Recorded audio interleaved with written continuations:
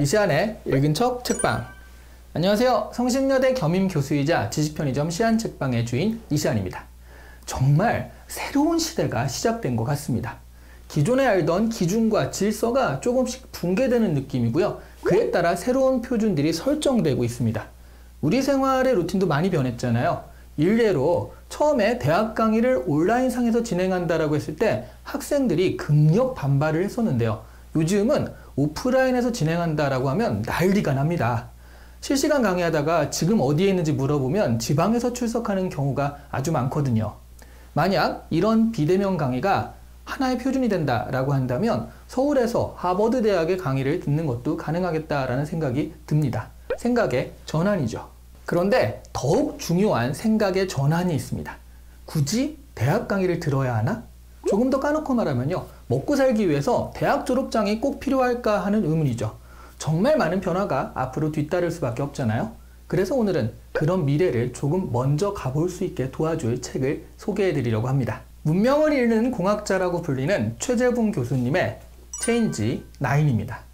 최재붕 교수님은 전작인 포노사피엔스로 많이 알려지셨는데요. 요즘 가장 핫한 강연자 중 한 분이십니다. 포노사피엔스는 스마트폰으로 상징되는 새로운 세대들에 대한 이야기라면 이번에는 체인지 9은요. 그런 새로운 세대의 성공 방정식에 대한 이야기라고 할 수 있을 것 같아요. 9가지의 코드로요. 신인류, 신세상에 대한 특징을 깔끔하게 정리한 것입니다.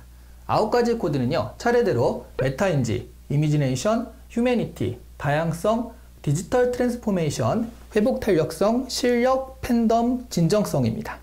복잡해 보이지만 사실 크게 하나의 이야기로 연결할 수가 있습니다. 메타인지는요. 자신이 할 수 있는 일의 크기를 새로운 인류들은요. 더욱 크게 가져간다라는 얘기예요. 예전에는 알고 있는 것이 지식의 범위였다면 이제는 검색할 수 있는 것이 지식의 범위가 되니까요. 그래서 이미지네이션, 상상력의 크기가 커지게 되는 겁니다. 그리고 휴머니티, 조금 더 커진 집단을 상대하기 위해서는요. 보다 예민하고 큰 범위의 포용력과 도덕적 기준이 필요합니다. 다른 사람을 존중해야죠. 그리고 이런 존중감 속에서 다양성이 인정이 되는 거고요. 자신 역시 자신의 차별화가 하나의 경쟁력이 될 수 있습니다. 이런 경쟁력은 디지털 트랜스포메이션, 디지털 환경으로 발현이 됩니다. 모든 상품뿐 아니라 이제는 모든 문명들이요. 디지털로 들어오게 되었습니다. 그리고 이런 문명의 전환 과정에서는 일시적인 부적응이 따라올 수밖에 없거든요. 이런 실패의 덫에서 벗어나기 위해서 회복 탄력성이 있어야 하는 것이죠. 새로운 문명화에서 무엇보다 중요한 것은요. 인맥이나 학벌 같은 것이 아니라 실력입니다. 그리고 실력이 있다면 거기에 팬덤이 형성이 되거든요. 그리고 그런 팬덤을 이끄는 가장 중요한 요소가 바로 진정성입니다. 이것이 바로 체인지 9, 9가지 코드의 비밀입니다.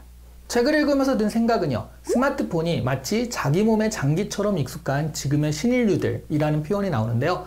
이런 세대들이 이른바 MZ세대만을 말하는 것 같지만 사실 나이의 문제라기보다는 생각의 문제라는 그런 느낌이 많이 들었습니다. 빠른 시대 변화를 받아들이고 말고의 문제지 나이가 많고 적고는 핵심이 아닌 거죠. 대표적으로 보람이 예를 드는데요. 저는 공감이 많이 되더라고요. 보람튜브는 우리나라에서 가장 큰 채널로요. 2,600만 명 이상의 구독자를 자랑하는 메가 채널입니다. 그런데 사실 하나가 아니라 보람이가 운영하는 채널이 3개예요. 3개를 다 합하면 5천만 명 정도가 구독자입니다. 아우 정말 부럽죠.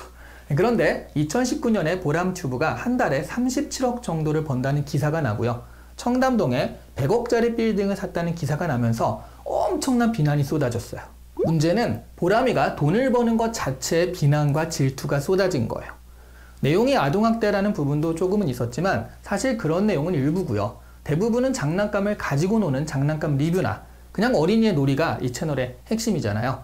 사실 이것보다는 열심히 공부해서 인류대학 나와서 이제 취업해가지고 연봉 4천만 원에 도전하는 자기 자신의 자괴감이 든다라는 글에 공감하는 사람이 많았습니다. 이런 부분 때문에 어린이가 돈을 많이 버는 것에 대해서 비난과 질투가 쏟아진 것입니다. 하지만 잘 생각해보면요. 어린이가 돈을 많이 버는 것이 비난받을 일은 아닙니다. 보람튜브는요. 사회적인 비난을 견디지 못해서 지금은 채널 활동을 중단했습니다. 전 세계적으로 한국의 어린이 문화를 알리고 영향을 미칠 엄청난 인플루언서를 우리 사회 스스로 묻어버린 거예요.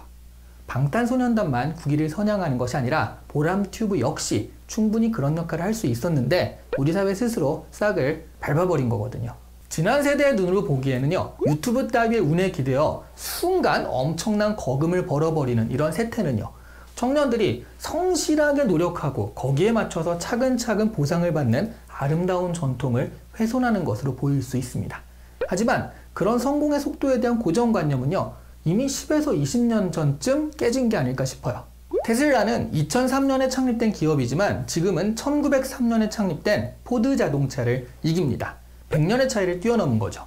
이런 성공의 속도를 인정하고 기존에 우리가 알던 성공의 방식과 다른 성공의 방식을 인정하는 것, 이런 사회 변화의 속도와 그에 따른 모든 가능성을 인정할 수 있는 기준을 가진 사람이 진정한 신인류가 아닐까 싶습니다.